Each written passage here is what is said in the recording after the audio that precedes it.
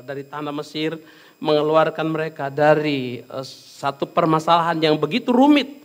Saudaraku yang kekasih, dalam Keluaran pasal yang ke-15 lanjutannya, orang Israel mengalami kemenangan. Dan ketika mereka berada di seberang Laut Tiberau, setelah mereka mendapatkan kemenangan dari Tuhan, mereka mengucap syukur kepada Tuhan.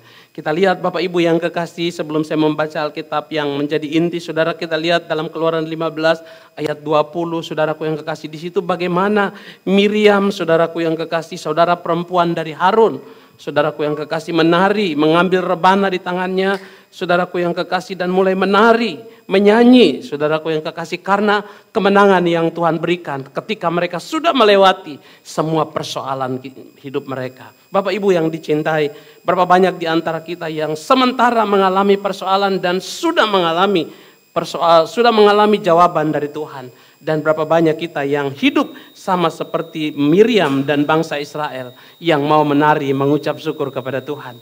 Bapak Ibu yang dikasih oleh Tuhan, kita akan lihat lanjutan cerita dari Keluaran pasal 15 ayat 22. Setelah mereka dari Laut Tiberau, maka Tuhan membawa mereka ke satu tempat yang bernama Mara.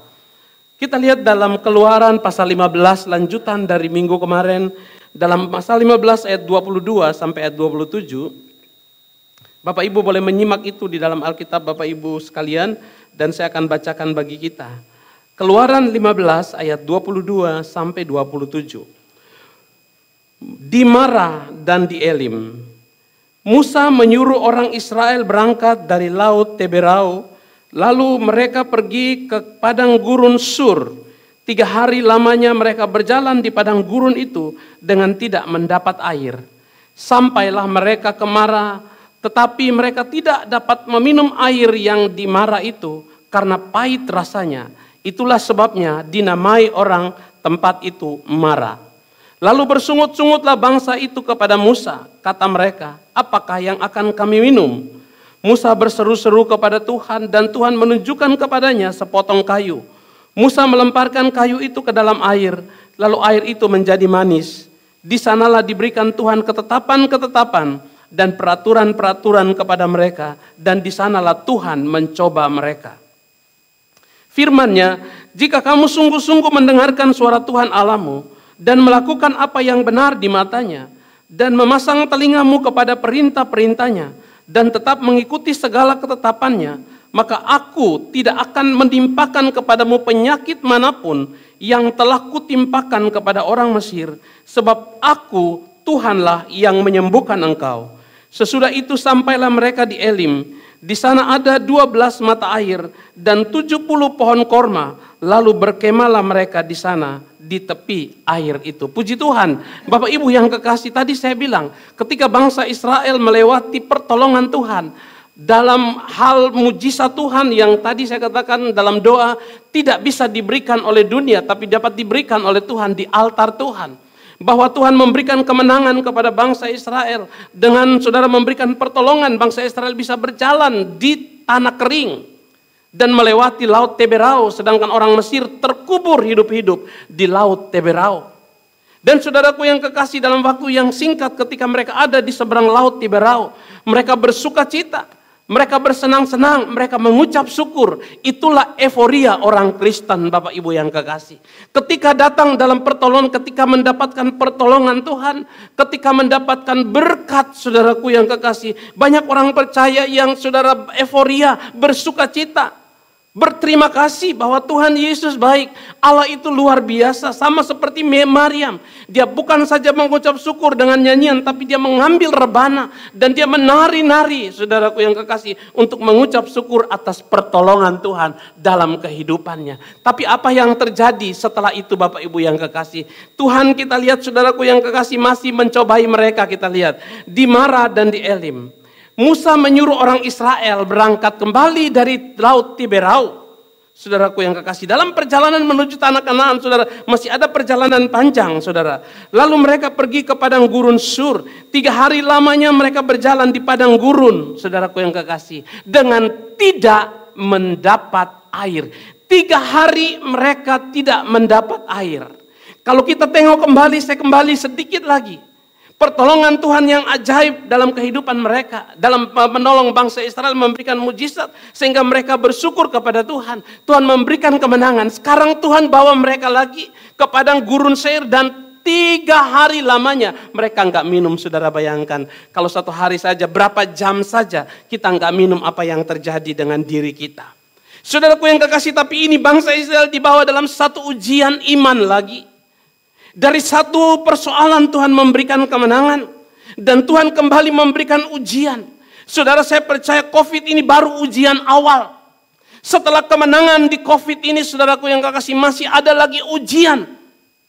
Kalau Tuhan menolong kita dari melepaskan kita, saudaraku yang kekasih, memberkati kita, memberikan kesembuhan, memberikan proteksi kita di masa COVID ini. Dalam masa ke depan ujian juga kita akan lihat bagaimana Tuhan menolong kita untuk mengeluarkan kita dari persoalan kita. Ini bukan main-main, saudaraku yang kekasih. Masih mending lapar daripada haus. Lapar masih bisa ditahan, Bapak Ibu yang kekasih. Tapi ini haus, tidak ada air di padang gurun selama 3 hari. Saudara, bangsa Israel melupakan pertolongan Tuhan ketika mereka ditolong Tuhan. Dan kita lihat, saudaraku yang kekasih, ayat 23. Ketika 3 hari perjalanan mereka merasa haus, sampailah mereka ke Marah. Tapi mereka tidak dapat minum. Karena air yang di Marah itu. Meminum air yang di Marah itu. Karena apa, saudaraku yang kekasih? Pahit rasanya. Itulah sebabnya dinamai orang tempat itu Marah. Saudara bayangkan, 3 hari nggak minum, ketemu air. Saudara bayangkan, saudara, apa yang terjadi senangnya ketika 3 hari tidak mendapat air. Dan ketika hari ketiga mereka datang di Marah, mereka lihat air, saudaraku yang kasih. Betapa senangnya. Tapi ketika mereka meminum air yang ada di Marah itu, saudaraku yang kekasih, mereka tidak mendapatkan minum. Tidak mendapat minum karena air yang di Marah itu pahit. Saudaraku yang kekasih, betapa goncangnya, betapa sedihnya, betapa sengsaranya bangsa Israel. Bapak Ibu yang tadi saya katakan bahwa COVID ini baru awal dari penderitaan kita. Saudaraku yang kekasih, saya ingat khotbah saya pada bulan Desember dan awal Januari. Saudaraku yang kekasih, bagaimana Tuhan memberikan petunjuk kepada kita bahwa akan ada malapetaka besar yang terjadi di tengah-tengah dunia ini. Itu saya katakan di bulan Desember dan Januari. Bahwa masa ini akan menjadi masa yang sukar. Masa ini akan menjadi masa yang lebih rumit. Masa ini bukan akan semakin membaik, tapi akan semakin sukar. Tapi ingat baik-baik, semakin sukar masalah kita, semakin sukar dunia ini, semakin nyata pertolongan Tuhan dalam kehidupan kita. Dan sampai hari ini, saudaraku yang kekasih, kita lihat Tuhan menolong kita. COVID belum selesai. Kita belum ada di seberang laut Teberau. Tapi saudaraku yang kekasih, sudah ada masalah, yaitu kehausan. Haus, saudaraku yang kekasih. Yang tadi saya katakan lapar masih bisa ditahan. Tapi haus, saudaraku yang kekasih. Dan kita akan melihat bahwa dunia ini makin akan sukar. Setelah COVID ini masih ada kesukaran-kesukaran. Oleh sebab itu Bapak Ibu dan Saudara yang ada hari ini, mari kita persiapkan diri kita kepada Tuhan. Kita hidup nanti saya akan lihat ayat-ayat selanjutnya. Saya tidak akan bawa Anda kepada ayat-ayat yang lain. Kita akan berdiri di topik ini pada hari ini. Bagaimana janji Tuhan bagi kita. Sekalipun masa itu menjadi sukar. 3 hari lamanya. Saya nggak tahu apa yang terjadi dengan bangsa kita setelah COVID ini. Apa yang terjadi, saudara? Air bicara tentang kehidupan. 75% hidup manusia itu, tubuh manusia ini terdiri atas air. Dan artinya air itu sangat berguna.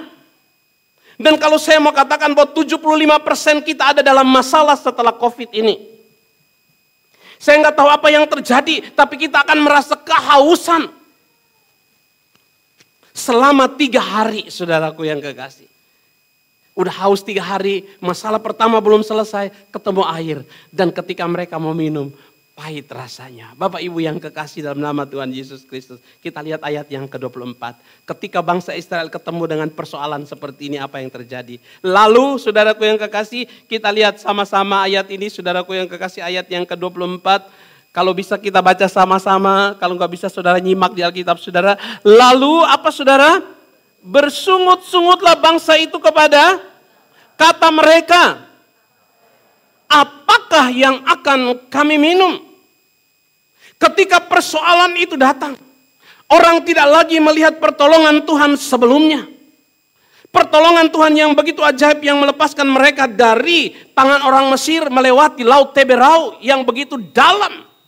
Pertolongan Tuhan ketika mereka menyeberangi di atas tanah kering, mereka tidak perlu berlayar, tapi mereka berjalan kaki dan kemenangan itu dapat mereka lupa dengan semuanya itu. Tapi ketika mereka ada dalam kesulitan, saudaraku yang kekasih, maka bersungut-sungutlah. Saudara, saya tidak dapat menyalahkan bangsa Israel. Sama seperti keadaan kita. Ketika hidup ini menjadi pahit, ketika kita sudah mengalami kehausan dalam rohani kita, dan hidup ini menjadi pahit. Berapa banyak di antara kita, saudaraku yang kekasih, di masa-masa sengsara ini, hidup kita menjadi pahit. Suami mulai pahit, istri mulai pahit, anak-anak mulai pahit, semua dalam keadaan pahit karena kecewa.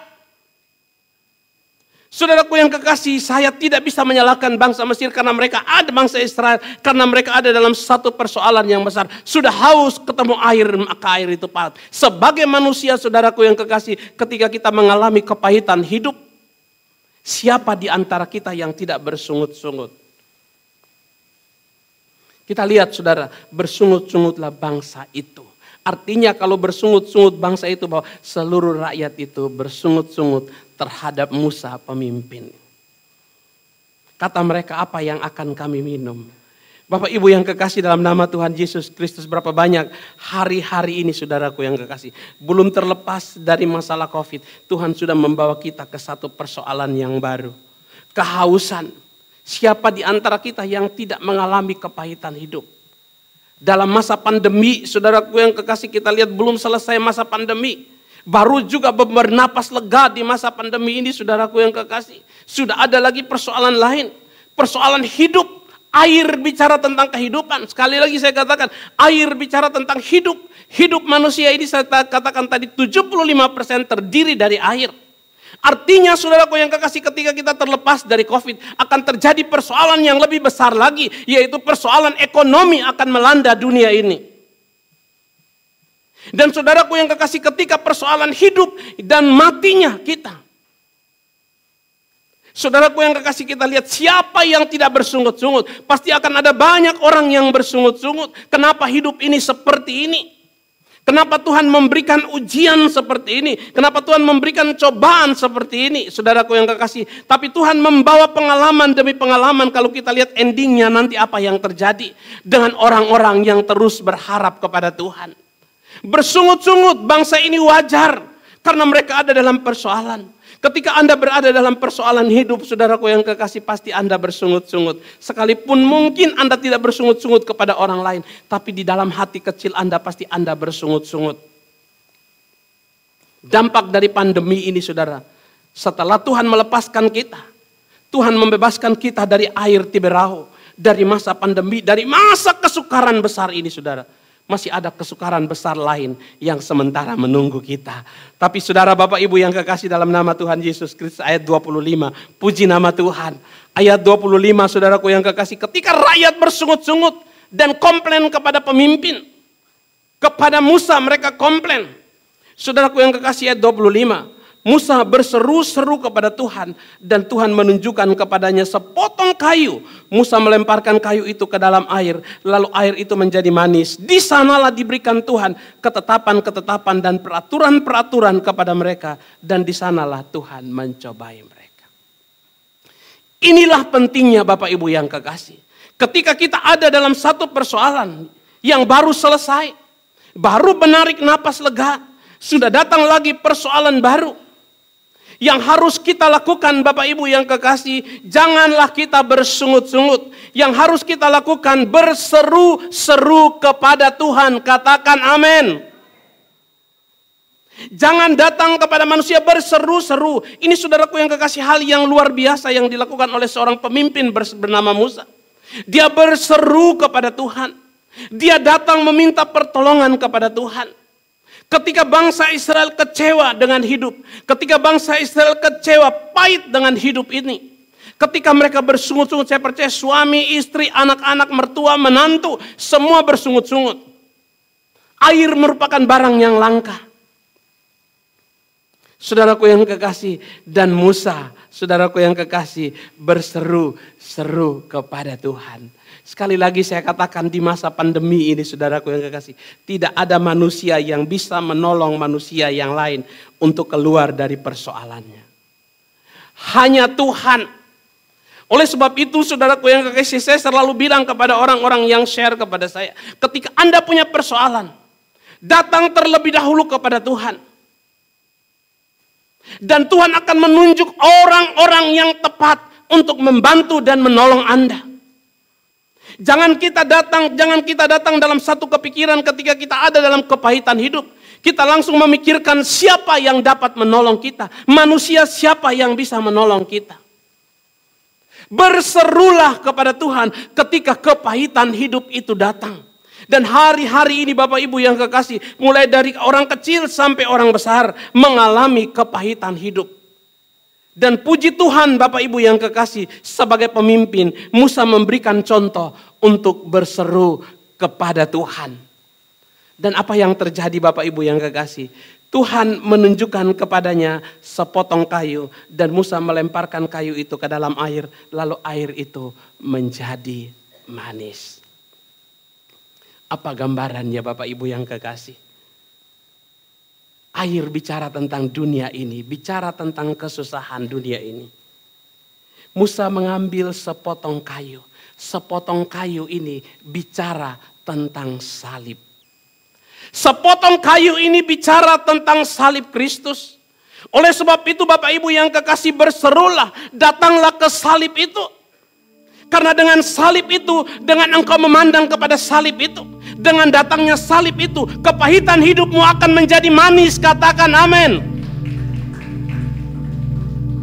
Apa yang engkau pandang pahit dalam dunia ini, kehausanmu, penderitaanmu, ketika engkau pandang kepada sepotong kayu, kepada kayu yang kasar, kepada Yesus Kristusmu, ini yang dilupakan oleh orang-orang di akhir zaman ini Bapak Ibu yang kekasih. Kenapa saudaraku yang kekasih? Saya katakan beberapa waktu yang lalu, teroris tidak bisa menutup gereja. Begitu banyak orang tidak dapat menutup tempat ibadah. Tapi COVID bisa menutup tempat ibadah. Semua tempat ibadah tanpa kecuali. Harapan kita hilang. Saudaraku yang kekasih, tapi saya mau katakan kepada saudara, masih ada harapan pada sepotong kayu kasar. Masih ada harapan di atas kayu salib. Pandanglah kepada salib itu saudaraku yang kekasih. Tuhan menunjukkan kepadanya sepotong kayu.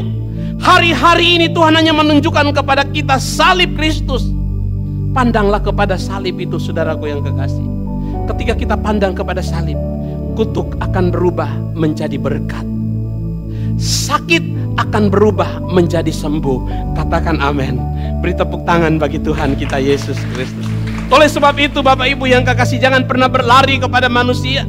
Berseru-serulah kepada Tuhan. Ketika kepahitan itu ada, ingat bahwa kalau kemarin Tuhan menolong kita, tahun lalu Tuhan menolong kita, bulan lalu Tuhan menolong kita, tahun demi tahun Tuhan menolong kita, maka hari-hari ke depannya, ketika kita pandang kepada sepotong kayu, kepada salib Kristus, maka hari-hari ke depan kita juga Tuhan akan menolong kehidupan kita. Air yang manis, air yang pahit bisa berubah menjadi manis. Apalagi hidup kita yang pahit Bapak Ibu yang kekasih. Asal kita pandang kepada Tuhan Yesus. Kalau saudara masih ada hari ini saudaraku yang kekasih, artinya bahwa Tuhan masih memberikan pertolongan kepada kita. Ingat, Tuhan masih memberikan pertolongan kepada kita. Karena kita masih memandang kepada salib Kristus. Saudaraku yang kekasih, ayat 26. Jika kamu sungguh-sungguh mendengarkan suara Tuhan Allahmu dan melakukan apa yang benar di matanya dan memasang telingamu kepada perintah-perintahnya dan tetap mengikuti segala ketetapannya, maka aku tidak akan menimpakan kepadamu penyakit manapun yang telah kutimpakan kepada orang Mesir, sebab aku Tuhanlah yang menyembuhkan engkau. Bapak Ibu yang kekasih, ini satu jaminan bagi kita. Firman Tuhan sungguh-sungguh menjadi syarat utama saudara dalam kehausan kita, dalam kepahitan hidup kita, dalam kesengsaraan hidup kita. Hidup ini saudaraku yang kekasih, di akhir ini saudaraku yang kekasih, penuh dengan curiga. Kita mau bertamu ke rumah, kita curiga dia curiga kita. Kita mau ngobrol dengan orang, kita curiga dia curiga kita. Kalau dulu enggak seperti itu. Kalau orang pakai masker ngobrol sama kita aja, kita bilang, lu kira gua penyakitan. Kalau sekarang enggak pakai masker ngobrol sama kita, kita curiga. Hari-hari ini saudaraku yang kekasih, hidup semakin sulit. Dan saudara, akhir tahun lalu dan awal tahun kemarin saya katakan bahwa tahun-tahun ini saudara akan menjadi sangat sukar. Dan semakin hari akan semakin sukar. Persoalan yang satu ditolong Tuhan, maka persoalan yang lain akan menyusul. Dan persoalan yang menyusul itu makin hari makin berat. Tapi Alkitab katakan di saat persoalan makin hari makin berat, firman-Nya, sungguh-sungguhlah mendengarkan suara Tuhan Allahmu. Katakan amin. Artinya kita diminta untuk lebih sungguh-sungguh mendengar suara Tuhan Allahmu. Saudara, saya membaca kitab Yeskiel, saudaraku yang kekasih, sampai tadi pagi.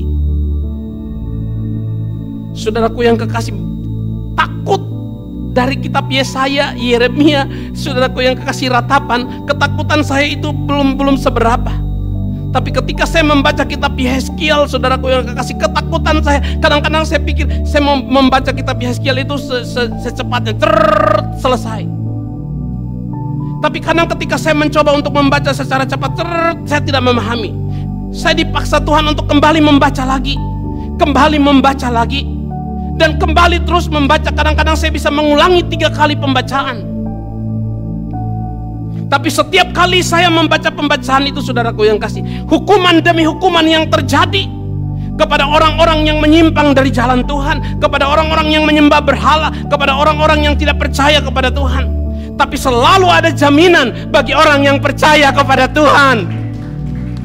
Selalu ada jaminan, makanya saya selalu temukan ayat yang menjadi jaminan bagi kita.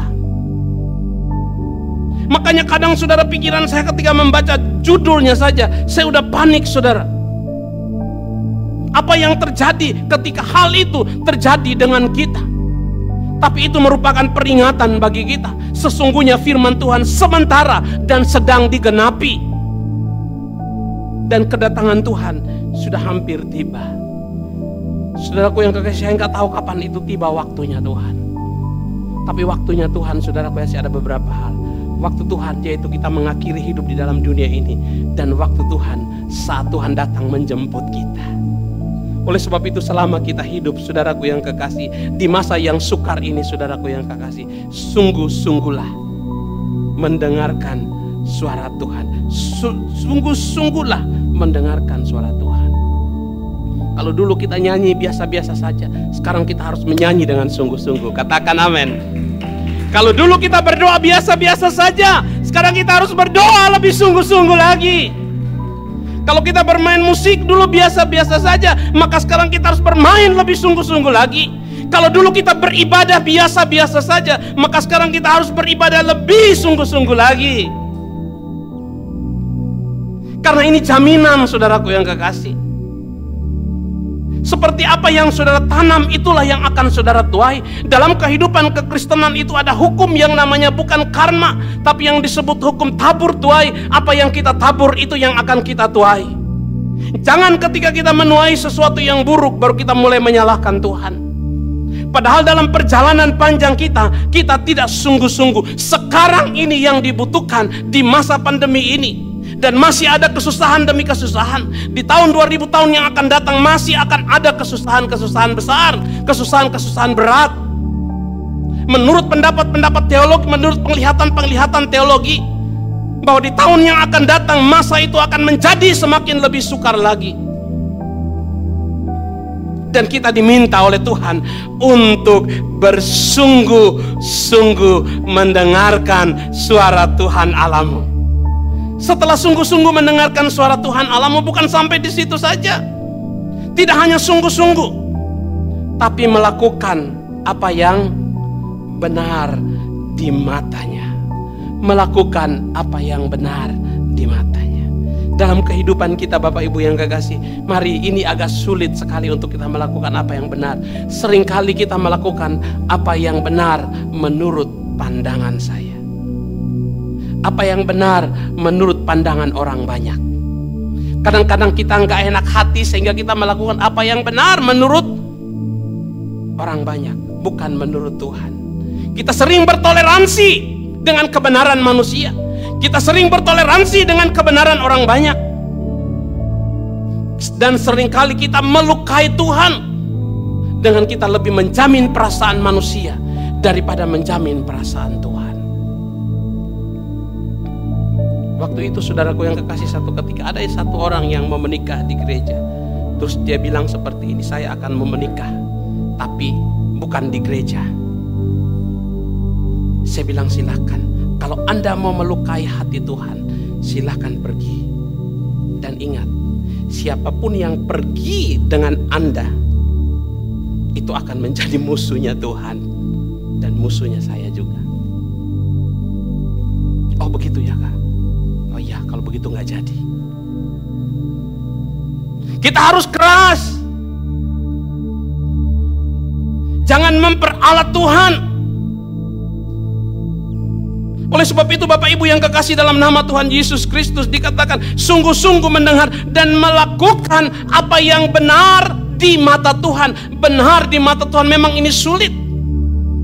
Satu ketika Bapak Ibu yang kekasih, satu kesaksian, satu cerita lama Bapak Ibu yang kekasih, ketika ada satu anak muda yang pingin sekali melakukan apa yang benar di mata Tuhan. Dia berjanji kepada Tuhan, Tuhan saya mau hidup benar di hadapan Tuhan. Saya mau jadi anak yang baik-baik. Saya mau menjadi pemuda yang baik-baik.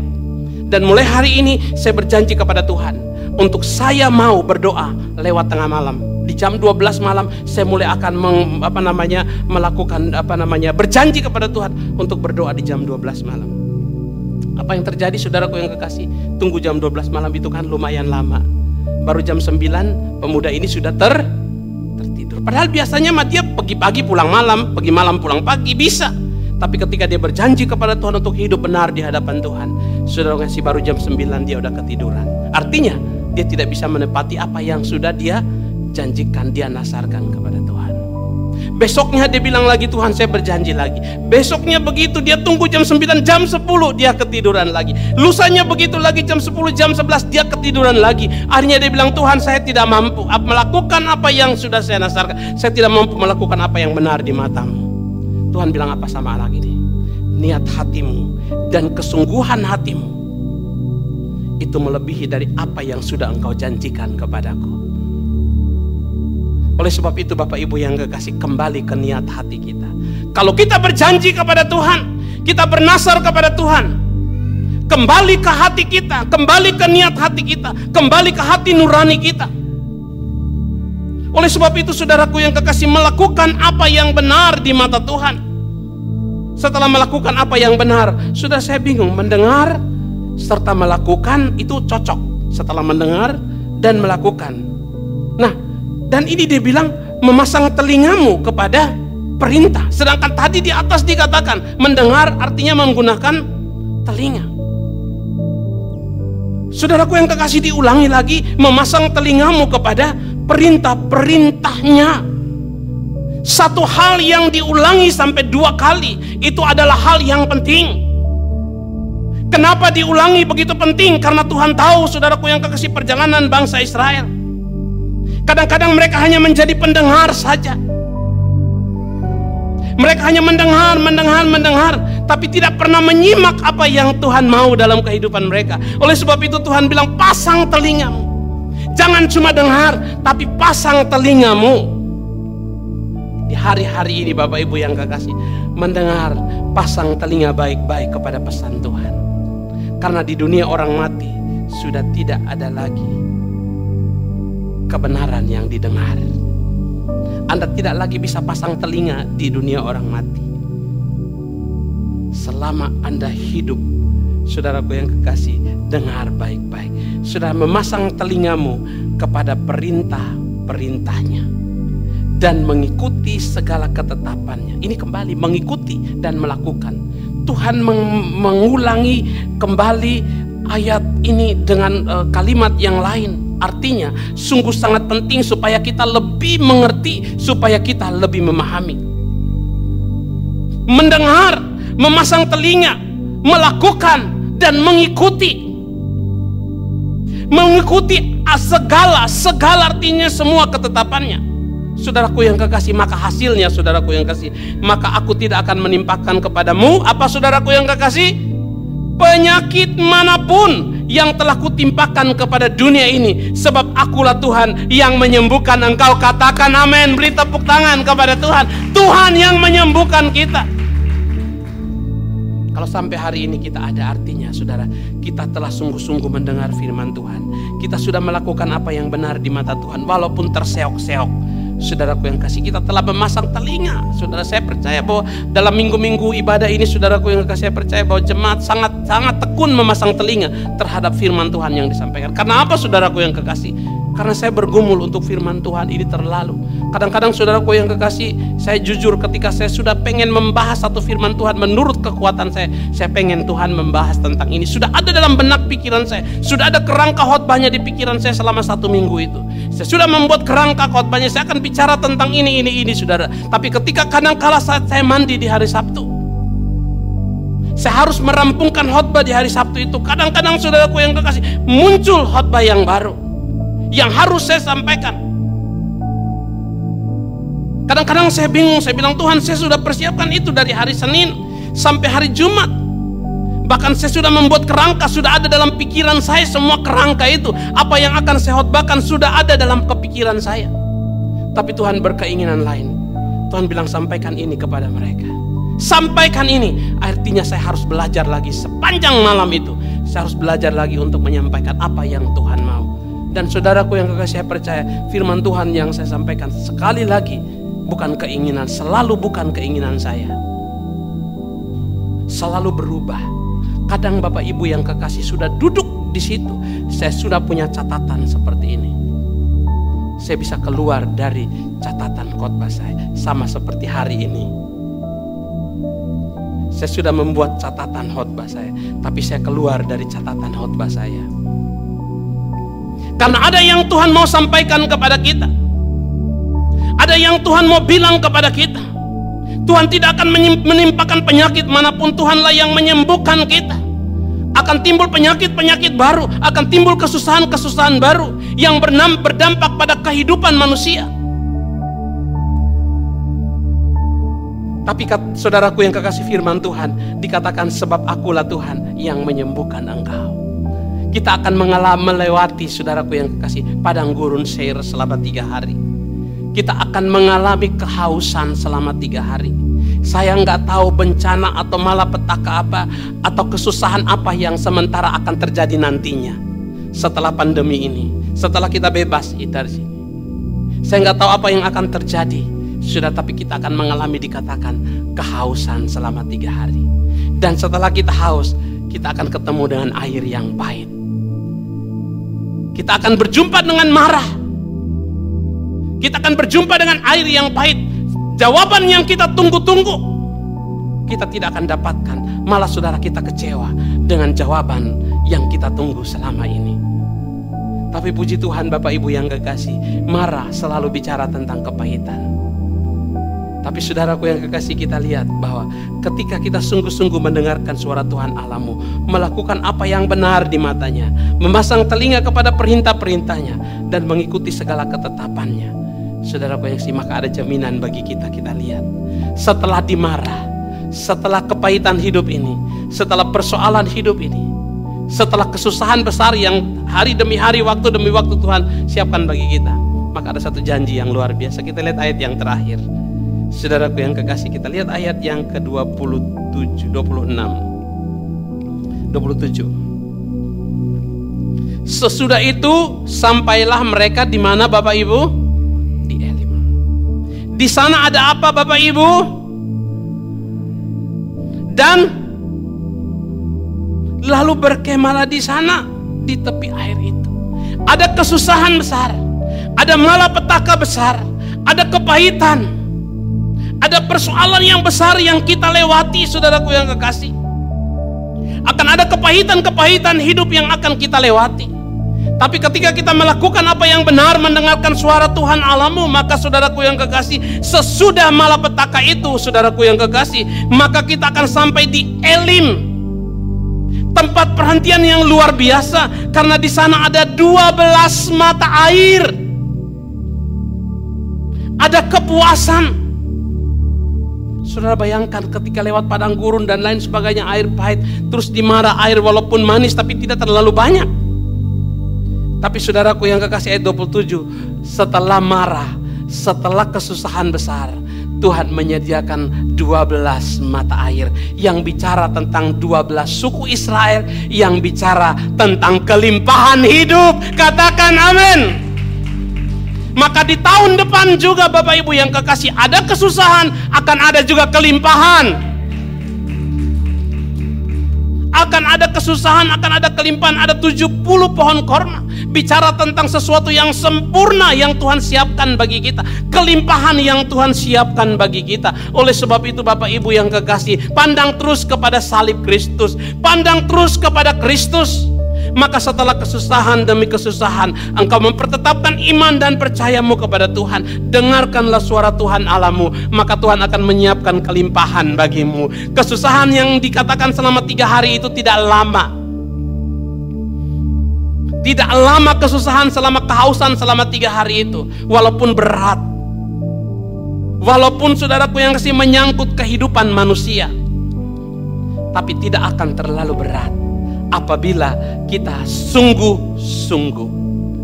Apabila kita sungguh-sungguh, yang hari-hari ini diperlukan kesungguhan hati kita. Kita diminta untuk bersungguh-sungguh. Maka Tuhan, ayat 27, sampailah, tibalah.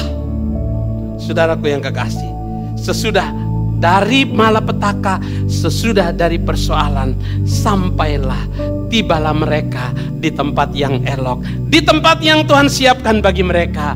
Mara telah lewat, kepahitan hidup telah lewat, sampailah mereka di Elim. Di Elim terdapat kelimpahan, ada 12 mata air dan 70 pohon korma yang Tuhan siapkan bagi bangsa Israel sebagai jaminan kelimpahan bagi mereka. Mereka tidak lagi kesusahan, mereka tidak lagi kehausan, mereka tidak lagi kelaparan. Tuhan siapkan, bayangkan, Tuhan siapkan bagi mereka di Elim. Tapi saudaraku yang kasih, mereka harus melewati Mara. Dari Teberau harus lewat pegunungan Seir, harus lewat Mara. Untuk tiba di Elim, saudaraku yang kasih, saudara harus melewati padang gurun. Saudara harus melewati, saudaraku yang kekasih, Mara, kepahitan hidup. Maka saudara akan menghargai Elim. Kalau saudaraku yang kekasih, dari Teberau saudara langsung dibawa ke Elim, saudara tidak akan pernah menghargai apa yang ada di Elim. Makanya Tuhan bawa Anda dalam pengalaman iman, saudara, supaya saudara terus dalam pengalaman-pengalaman itu. Kita diminta untuk terus fokus kepada salib Kristus, fokus terus kepada Tuhan. Karena di ujung jalan sana kita akan sampai kepada kemenangan demi kemenangan yang Tuhan siapkan bagi kita. Oleh sebab itu Bapak Ibu yang kekasih, jangan takut. Walaupun ada penderitaan, walaupun ada masalah, pandemi ini belum berlalu dan masih akan ada persoalan-persoalan lain. Jangan takut. Setelah persoalan demi persoalan ini kita lewati, maka kemenangan besar Tuhan siapkan bagi kita. Beri tepuk tangan yang meriah bagi Tuhan kita.